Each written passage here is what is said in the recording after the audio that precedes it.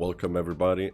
So this is gonna be the last tier list of this season. So last one on the list is gonna be the range DPS. Also, huge disclaimer before we start the video. Please remember the top of this list has cleared 30 31s and the lowest on this list has still cleared 28s and 29s. So please have that in mind. I could just have removed B, C and D tier to me be a decent representation of the specs right now, so please remember that. So I'm gonna be starting off with Balanced Druid.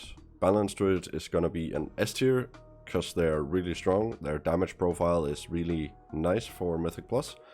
They bring decent utility and yeah, overall decent class. Next one is gonna be Devastation Evoker.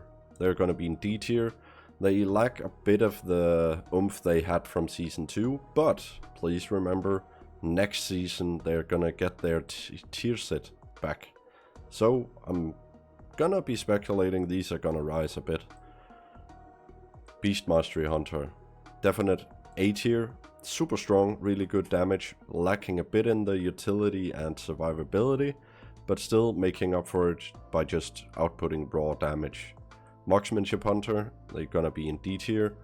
Once again, the problem is that why play Marksman if you could play BM? Marksman doesn't have the same damage or utility. But once again, just play whatever you think is the most fun. As I said, 31s up here, 28s down here. So for your weekly 20s or 25s or whatever, it's gonna be just fine. Arcane Mage, C tier. They are still really strong competitive damage wise. They have a bit more ramp up time and they're still quite dependent on their cooldown timers, like going for these 45-second ramps. Fire Mage is gonna be in S tier because they don't really have that ramp. Yes, they have the combust, but since you're also running with the reset from Pyroblast, it's pretty decent and has a lot of burst damage on a short cooldown, and still bringing the mage utility. So Frost Mage is gonna be A tier. They're also really strong, brings a tons of utility and slows and stuff like that.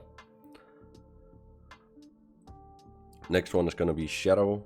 It's gonna be in B tier. Shadow is currently, it's decent after they nerfed the Shadow's utility.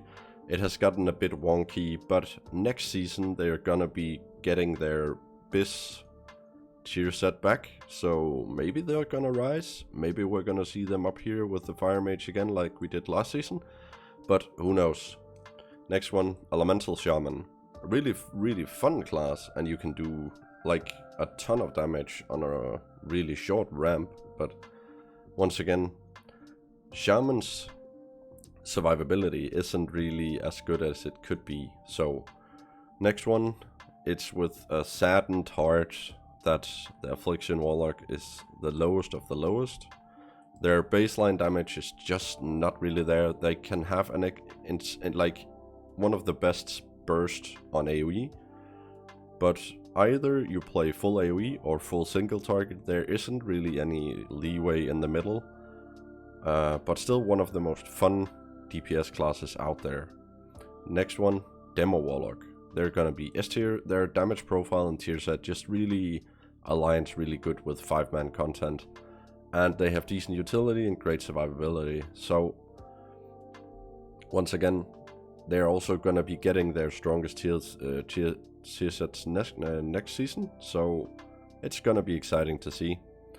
Destruction Warlock has actually been climbing over the past week or so, getting the last of people's gear and starting to get up to the keys where they can actually do their damage, because Destruction Warlock has a giant ramp time, so they're kind of benched by that. But yeah, since the higher the keys, the easier it is for them to do the damage. And after you're going for a Dimensional Rift build, it's getting up there. And with the next season and the next tier list, it's gonna be better. So these are all the ranged. I know I'm forgetting the last one, which is gonna be augmentation. Augmentation is I don't really have the picture here, so imagine augmentation just being up here in S tier. Augmentation is kind of a funky one right now, because you can play with one and do exceptionally well, but you can also not play with one and still do really well. So they're really nice, but they're not like last season where they're a giant must and you really just need them in the group. Which is really, really nice, because that's kind of their deal. They need to be there, but not be dependent on being there. So this is gonna be the last tier list I make for this season. Please look out for the other tier lists on the channel, and beware that I'm probably gonna be doing a list about the new tier sets and how I'm predicting they're gonna be ranked. Other than that, we can't really do anything else but just to wait for Blizzard to do some announcement about next season. I know next season is still a bit away. So the best thing you can do, and remember all tier lists, this one and every single tier list you find, play whatever you think is the most fun. If it's just for your weekly 20, any class can do it. If it's just for a weekly 25, any class can still do it. So, I hope you guys have a wonderful day, and I'll see you guys next time.